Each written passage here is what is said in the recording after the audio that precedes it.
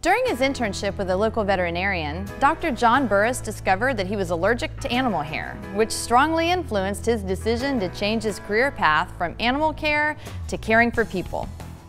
When you arrive at Physician Vein Care of Lady Lake, you immediately feel at home. The Southern hospitality-inspired porch and rocking chairs welcome you at the main entrance. Laid back and down to earth himself, it's no wonder his staff and patients affectionately refer to him simply as Dr. B. I started off wanting to go into marine mammal medicine to work on whales, dolphins, and the like, and actually went on several rescue missions with SeaWorld because I grew up in the area. But when I realized I'd have to go through vet school and I started interning with a vet, found out that I was allergic to animal hair, I started to change my focus a little bit to humans. When I started this, there was almost no one in the field, and I started to do a couple of minor sclerotherapies to cure some cosmetic veins on patients that wanted to have a little spider vein work done here and there, and I thought that was interesting, so I wanted to know a little bit more about what I was doing. I've taken the time to go through the extra courses, to do the extra testing, to get certified by the national organization that says this is a specialty and I'm a specialist doing it, and I'm not doing this because I took a weekend course. I'm doing this because I've got a dedication to it. So now I'm actually board certified in venous and lymphatic medicine in addition to family medicine.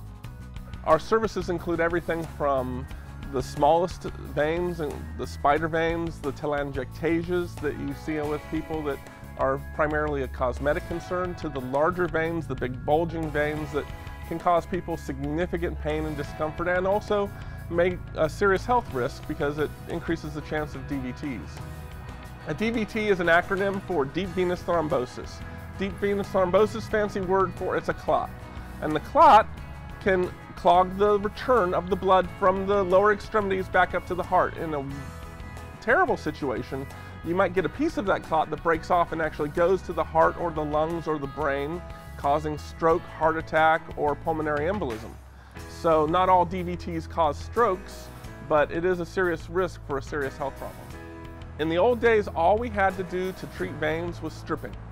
So you had to come in, you had a surgeon who was going to make several cuts along your leg, then you'd have to be wrapped up and left in the hospital for a couple of days, and it was not a pleasant procedure. Now science has progressed. We've got the ultrasound. We can look through the leg, actually look into the vein, see which parts of the vein are good, which parts of the vein are bad.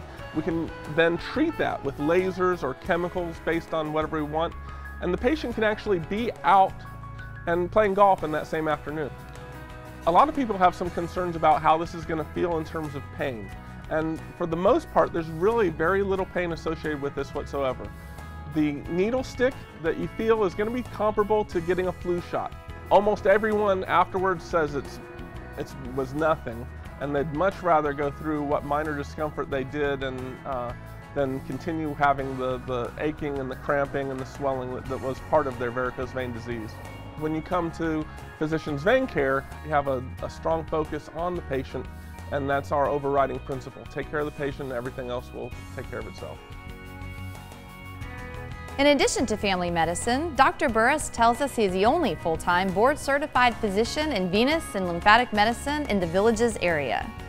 Dr. Burress and his associate, Minor Garcia, are dedicated to keeping up to date on the latest advancements and techniques. Even after many years of being in the practice of vein care, they continue to learn. In fact, they just returned from Boston, where they attended this year's International Phlebology Conference.